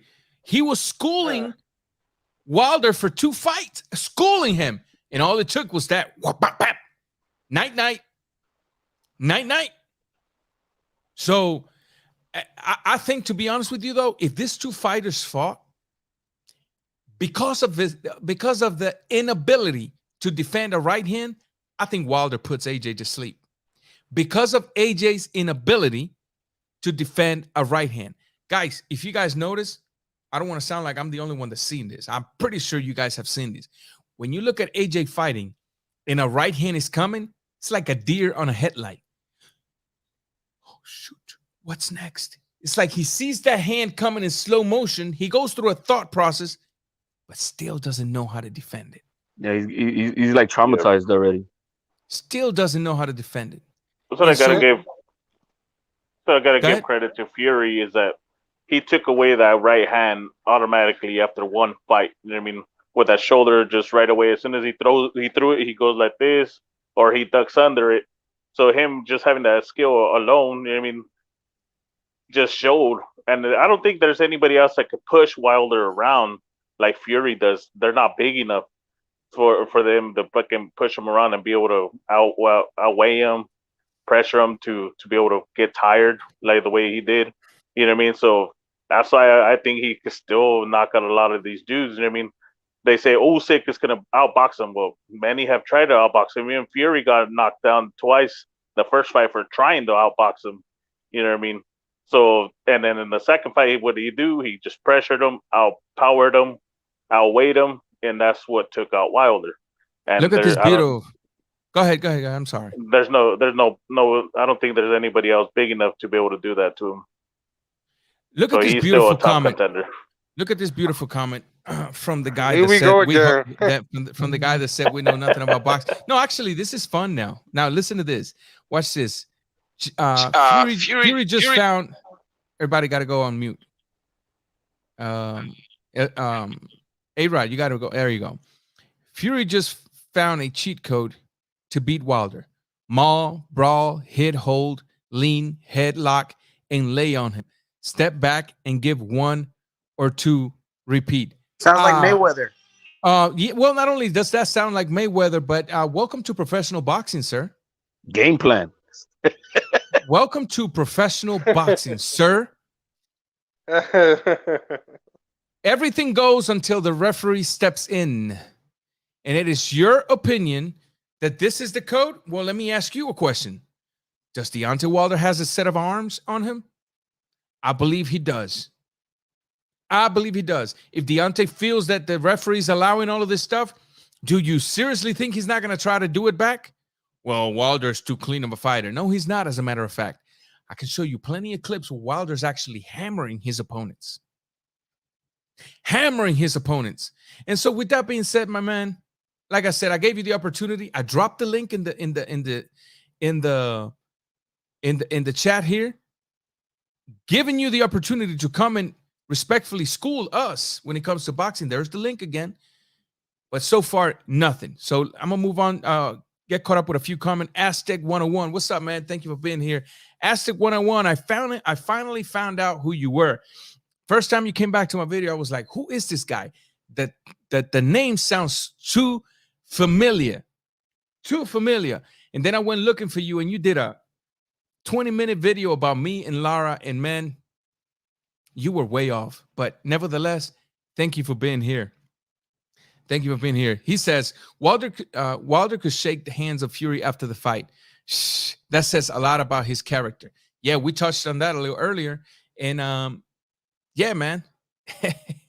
Yeah, I think he believed the narrative too deep, that I think he felt if he was to shake that man's hand, he would have let down the gurus. He would have let down the gurus, the Glovegate gurus down. And so it is what it is, man. Mark Young, what about number 2 after Fury? I don't get specifically what you're saying here. Ranger, who do you got? I already said that.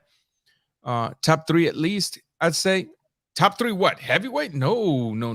Wilder, to me, I don't know. You guys, is he top 3 for you guys? Top 5. The top 5 in mine. Yeah. I think he's close to top 3. Top 5.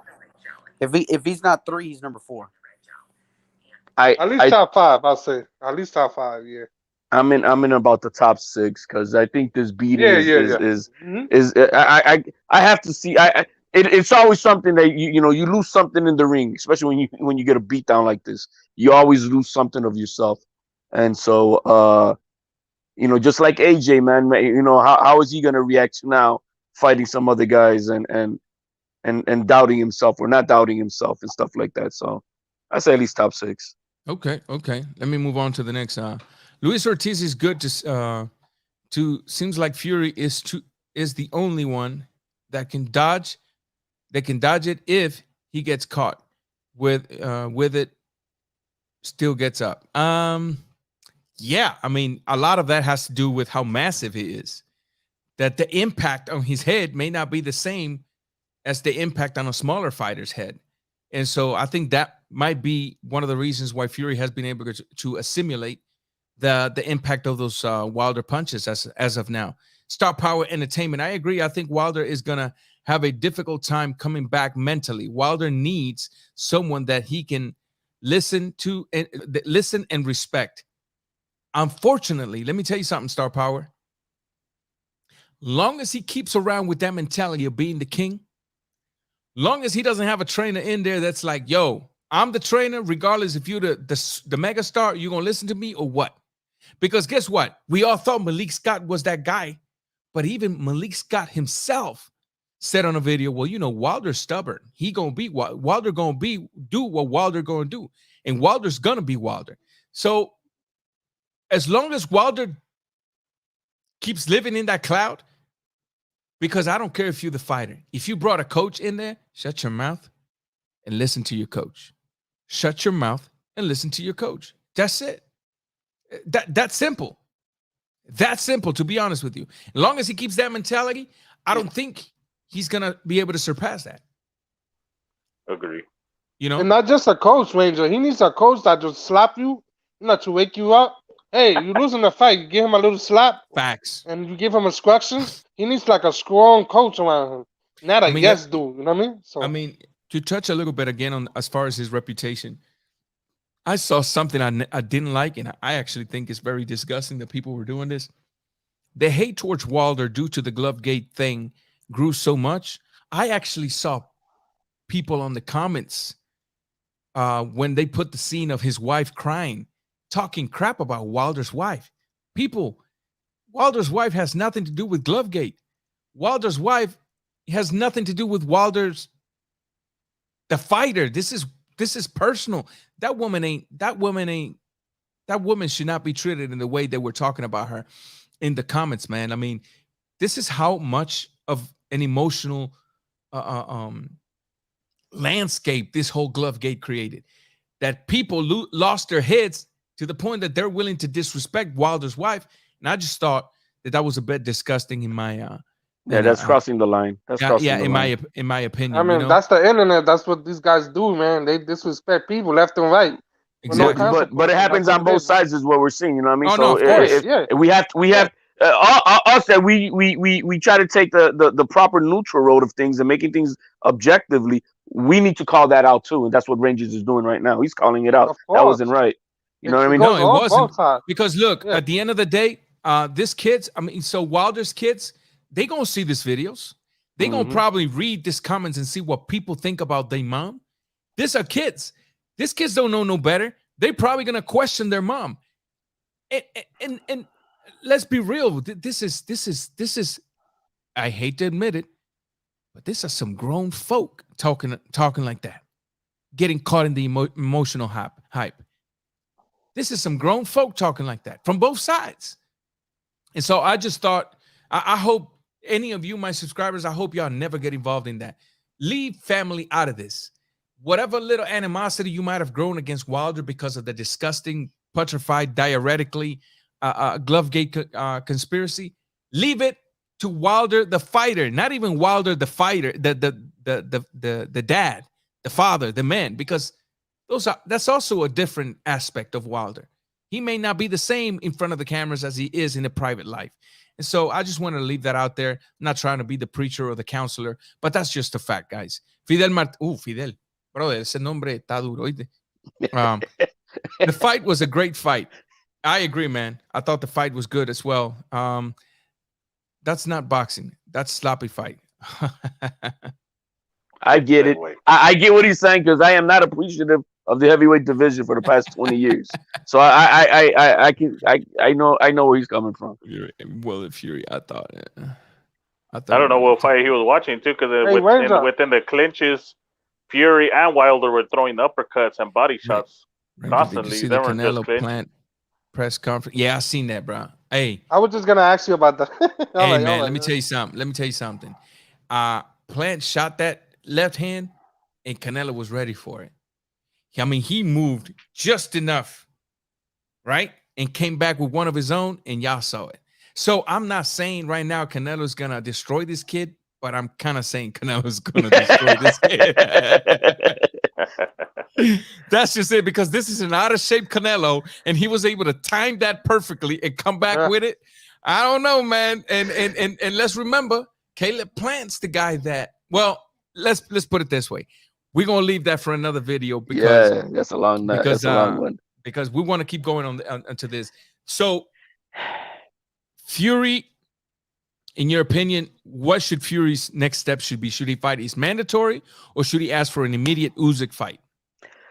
I think he's gonna do what's best for him. He already said it. He's gonna take about 6 months off. Okay. And I think that's what I mean. It's been a long road to get to this fight. You know what I mean? Got the cancellations up and down, COVID, blah blah blah. He just had the difficult birth of his newborn, and thank God she's doing well. So I think he's gonna do what's right. He's gonna take care of himself, and he's gonna take the time off, and then see where the cards lay after that. Real quick about Wilder, he doesn't need anybody, because the problem is not that it's not Malik's fault, it's not Breland's fault. He needs to look at himself in the mirror to accept change and to accept trusting someone to do things. It doesn't matter who's there, because if he's not going to listen, it doesn't matter. If he doesn't trust them, it doesn't matter. So it's not that he needs to change himself. He needs to accept that he needs to change, and then the knowledge and wisdom of others will then be absorbed by him. But until then, it's like he has this big wall, and until that wall is broken down, it doesn't matter who you get. You can have 10 of the top 10 best coaches out at the same time. It ain't gonna help him. Yep, we all seen the videos out there that with the angles that he was using on Malik, hitting him to the body. It looked clean to me, but that the only thing that he's seen in this fight that he improved is being able to spin Fury around. But any of the other stuff that we've seen in those videos, we did not see execute in this fight. Facts. It's too little, too late. I think. I don't think there's not. It's too little, too late. We real quick. We touched on what we saw from Canelo, right? What Canelo did, and I keep on saying it where I'm at. He reacted just like he breathes. Facts. Instinctively. It was in thought process. He didn't even think about that he was going to give him that 1, 2, or 3 piece. I think it was a 3 piece. He didn't think about it. Too. Yeah, he didn't think about it. It was just like he was breathing. He didn't even think about it. I'm not gonna put my 2 cents in, or I'm gonna make another video right here. Yeah. But as far as Wilder goes, it's too late for him to learn that type of skill, that elite skill level of that. It's just as that instinctively to do, and that's why I think any major change is he just needs to implement maybe some more basics, but he is who he is, and that's it. Correct. Guido, any thoughts? So should Fury go immediately after 6 months? Say 6 months have gone by. Should he go for Usyk, or should he give Dillian White, rightfully so, a shot, since Dillian White's been placed as the mandatory for quite some time now? Well, first of all, I would like him to have a break. Because before you go, I think the rematch with AJ is going to happen. Nothing's going to stop that. Yeah. Too much money. Correct. Yeah. Well, what I would say is that if I was Tyson Fury, right, take a break because you had a war. Take a good break, enjoy your family, go on vacation, clear your mind for 6 months. And then after that, go back to the gym, start training, and then I go for his mandatory. Then after that, face the undisputed champion, whoever wins in the rematch. But at the same time, we're saying Usyk. Yeah. At the same time, we're saying to take a break, but then last night he stood up at the club all night jamming, and today he's chilling at the pool and he's all good like if nothing happened last night, bro. So I mean, I think he just needs to take just a personal time for his family. He's learned how to control all his anxieties and the demons that he's got within himself, and he knows that he has to take care of himself for him to be able to then succeed at whatever else he wants to do. He'll see somebody ask him at the post-press conference, "Are you going to go into depression?" What the fuck?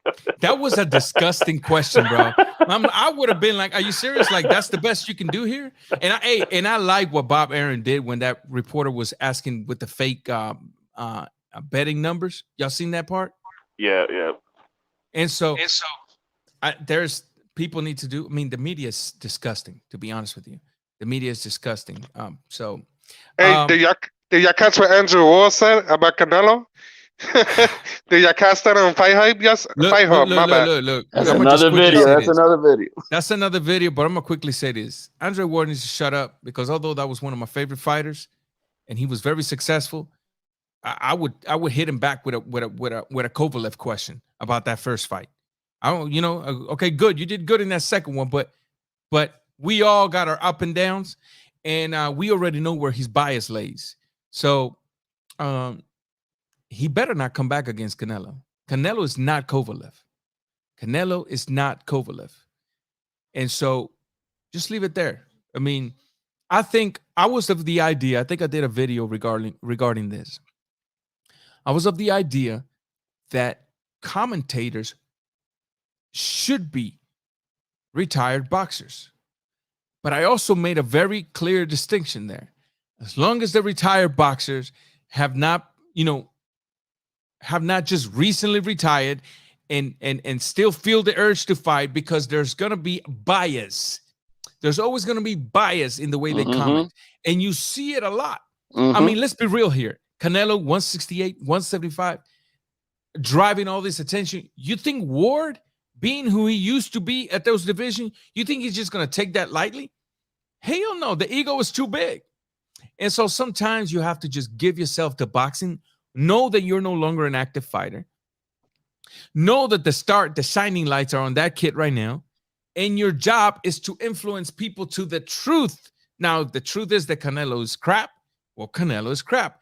But if Canelo is the man, just say Canelo is the man. Don't be inventing loopholes around the subject, because you're not there to influence in your bias way. You're there to influence based on the truth. That's it. That's it. And that's what's going on right now, to be honest with you guys. It's like whenever you hear Marquez scoring a fight, he's like, oh, well, you know what, I'll give it an even, because that's not the way I would have fought those 2 rounds. Well, exactly. Well, that's not you fighting. You know what I mean? Yeah, that's exactly what I mean. A lot of these guys, their egos are big, and it's true. If you just recently retired and you still got like maybe a pinky toe in the door of maybe want to do a little comeback, you're gonna be biased of what you say. It's just a matter, and that's what's happening with Ward. That is true. He maybe he thinks there could be a payday out there, and he's gonna call it the way he sees it. But hey, I don't put too much stock in it. There's somebody that already made a video too saying that why is Canelo calling out a retired fighter? That's not right. And else and that what if somebody called out Marquez? Well, back to Wilder, man. We're gonna be on Canelo. Yeah, but the Wilder, I think Fury should take his time off. He's gonna come back and take Usyk's belts. They're gonna pay Dillian Wyatt his side of money, you know what I mean? Step aside money. And I think he's gonna take those belts, bro. I think he comes back and takes those belts. So next year, you think we'll have Tyson Fury surrounded with belts, having to employ people just to carry his belts? Yeah. Okay, that's very fair. I actually do think Fury beats Usyk, not because Usyk is a bum. I think Major Key said it best, and I agree. I think Usyk is more skilled, but I also think Fury is extremely skillful, but also has the size advantage, the reach advantage, and knows how to move around the ring very well. Yeah. So just based on those, totally agree. Yep. Correct. So you have 2 very good, skillful fighter, but in this fight, I think the size is going to be a very big factor, and he's going to help a bit Tyson Fury come up with a victorious when it comes to this. That's counting that in the rematch, Usyk is able to remain as the champion. We have seen AJ in rematches, and he comes back as the amateur AJ. Very thoughtful of outboxing his opponent just to get by with the victory, which is also fair. It's also part of boxing. You may like it, you may hate it, but it's part of boxing. And if it's working for the fighter, hey, you just got to eat it up. And, I don't think that's gonna work with Usyk. I don't think so either. Yeah. But you know, there's a possibility. There's a possibility. but you know what though? I want to see what Usyk's mentality is after this. I think he's a dog. I love this guy's mentality. I haven't seen much of him, Ranger. I don't know much about him.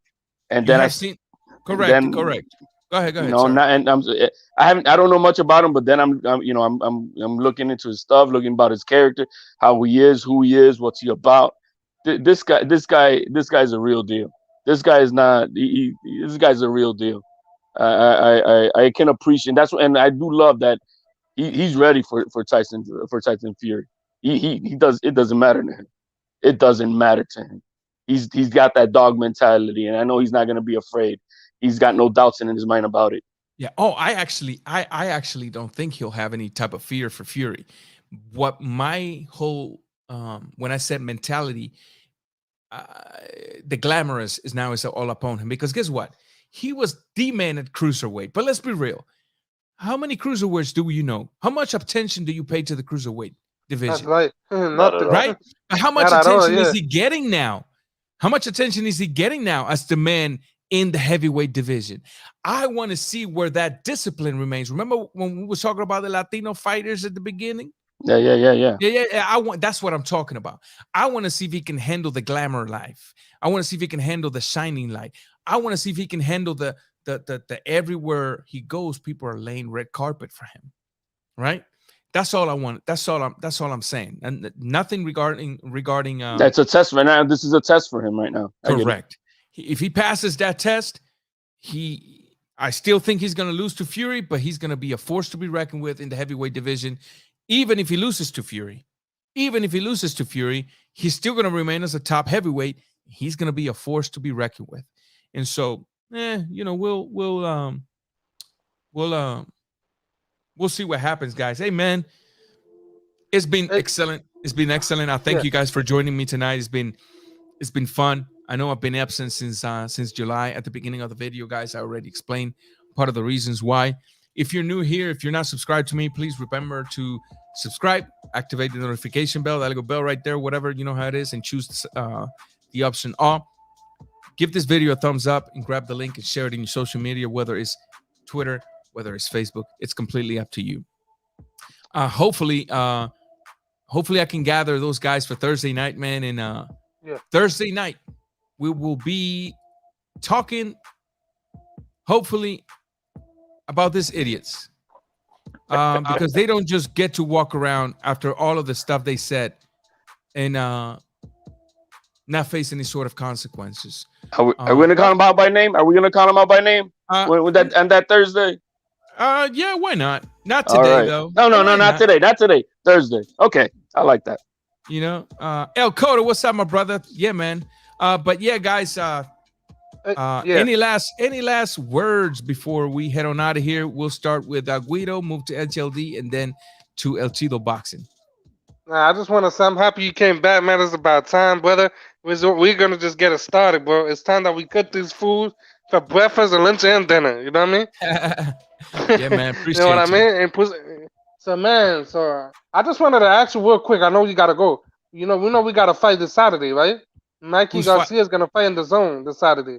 Okay. We're gonna watch it. We're gonna cover it live. We have so many great fights coming up. I want to ask you about Brock Crawford. What was this? Sean Porter. Yeah, we're gonna do a live on that. I know. For another day. I know. Yeah. Go ahead. Yeah. Sorry. No, I'm sorry. Mucha pelea buena que viene. So. Oh, definitely. Like I said, right now, it's up to me to find a way to navigate the YTBC and present the content in the way that I want to present it without necessarily getting caught up in all of the nastiness is out there, because that's the very thing that drives me away from the YTBC from time to time. That doesn't mean ignore it, not attack it, because if you let evil run wild, then evil's going to take over. But I do need to find a way to navigate the YTBC again and present my content in a much better way without giving in too much to that whole disgustingness. So Shoe Shine Boxing in the building. What's up, my brother? Thank you for being here. I'm glad to be back, man. Thank you for visiting. HLD, last words, my brother. Well, I think really touching on what you said, how to navigate through all the minutia that goes on in the YTBC. How can we help make a change in this? And what I've noticed from my own self is going onto platforms which we wouldn't normally think that they would be like the contrary of what you normally would follow. But there's a lot of people out there that understand that there's a lot of bullshit. One of those platforms I've been on, and I don't know if it's okay if I mention the name, but it's Go ahead. I've been, I go to H Money channel, man. It's an open platform. There's a lot of views of a lot of knuckleheads sometimes, but then there's a lot of people who are mature enough.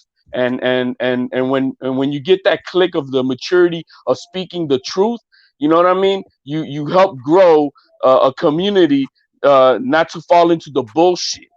And that's what I've been noticing myself. You know, you go to these platforms, you prove yourself that you're not about the race stuff. You prove yourself that you are you are, you know, just as equal as they are, and you see everybody the same, and you prove yourself. And I think sometimes, yeah, does it take a lot of work? Sometimes it does, but you gain the respect of a lot of people who may just naturally have some biases, maybe, right?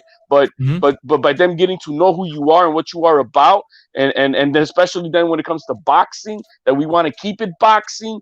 You know what? We help the YTBC grow in a better manner, and I think there's a following on that channel for that main reason. I think a lot has grown from this fight. I think a lot of people have learned that, you know what, man, that panel could have, you know, white, Hispanics, blacks, from the UK, and we're, you know, yeah, sometimes it gets a little crazy, but we're learning to check each other to make sure that we're pushing the proper agenda, which is boxing and respect for one another.